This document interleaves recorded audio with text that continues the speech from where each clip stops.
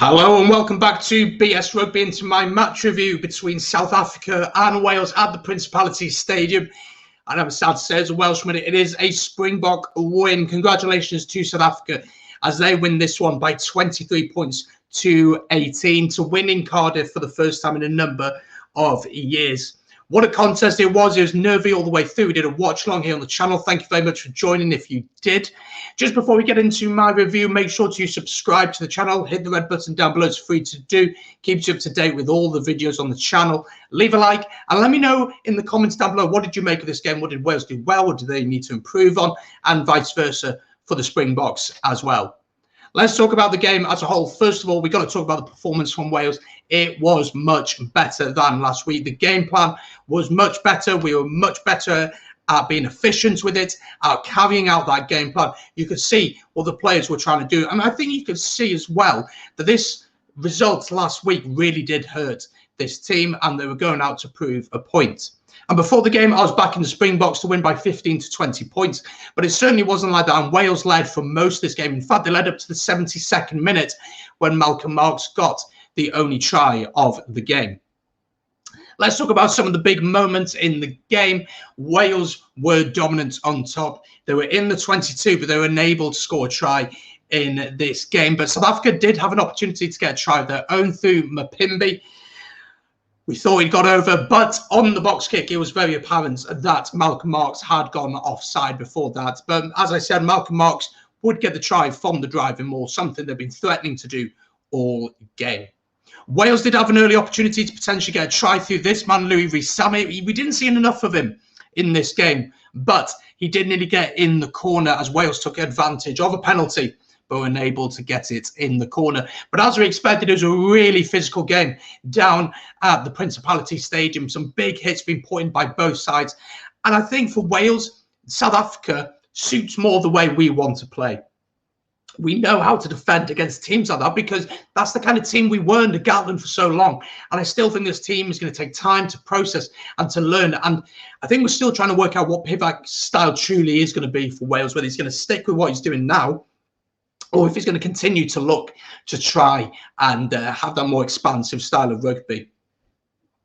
There was a big moment in the game, though. Wales had an opportunity, once again, from the advantage, but some absolute twat got onto the field and got in the way of Liam Williams. Now, not to say that Liam Williams would have scored, but this twat got onto the pitch and disrupted him. And that was so frustrating to see. And, you know, this is not the first time this has happened this autumn. We've seen players getting onto the pitch, people getting onto the pitch who should not be there. Security needs to be better. So what did Wales do well? Well, I thought Wales did really, really well in the line-out this week. The line-out last week really struggled against the All Blacks, but this week it's very clear that they'd worked on that. We'd really focused on that, and finally we started to see us win the ball and win line-outs in key areas as well. Not just in our own half when it wasn't much of a risk, but in the 22 of South Africa when we decided to go to the corner, we backed ourselves, and the line-out was a lot more functional. The other areas which I was really impressed with, we've got to talk about this man, Ellis Jenkins. What a performance once again from him. 2 years ago, he shone for us on his debut. And this game here, he was absolutely exceptional. Turnovers, stealing the ball, absolutely brilliant runs from the base of rucks. He was fantastic today. Took over the leadership role, the captaincy, when Jonathan Davies went off and led fantastically well. What didn't we do so well? Well, there are a few things we've got to talk about. One is this. It is discipline. Discipline did cost us today. Rees-Zammit sent to the bin. I'm not pinpointing this, blaming it on Rees-Zammit, not at all. But discipline did cost us today, and especially at the breakdown.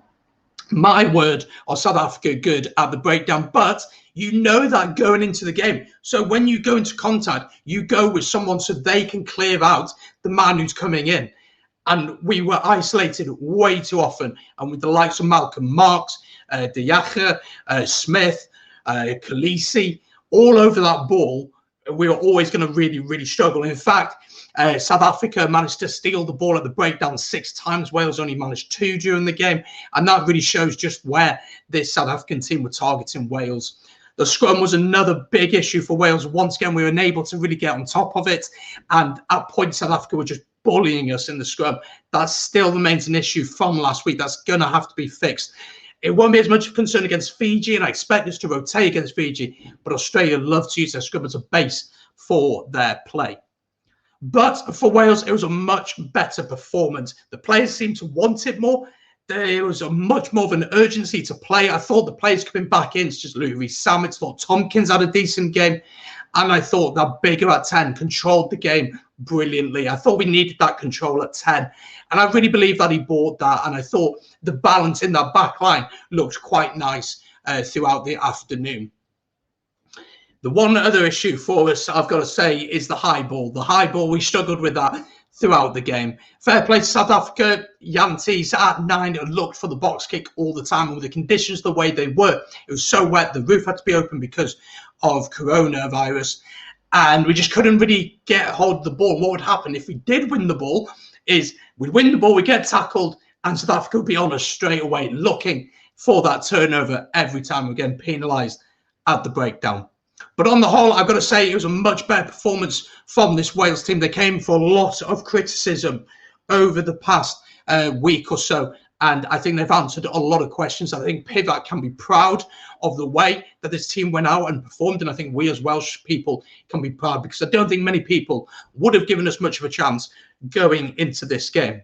So where do we go from here? Well, of course, we've got the Fiji game next week. I expect a little bit of rotation, but the big game is that Australia game now. We have to, I think, be looking to win that game, to be honest. I think that's quite a big game now for us, is looking to beat the Aussies in a couple of weeks' time. But our focus now turns to Fiji. Congratulations to the Springboks. They showed by why they were one of the best teams in the world. Their driving maul, their work at the breakdown, and just their power in general was exquisite, and they are a force to be reckoned with. But there we go. Hope you have enjoyed this preview. Make sure to let me know in the comments down below what you make of this game. Leave a like, subscribe to the channel as well. Thank you very much for watching. Take care.